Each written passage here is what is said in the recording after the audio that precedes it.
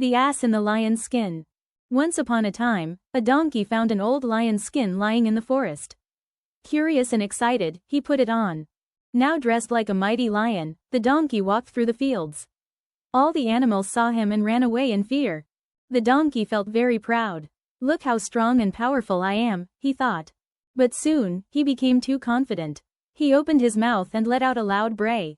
Hee-haw, hee-haw. At once, everyone realized the truth.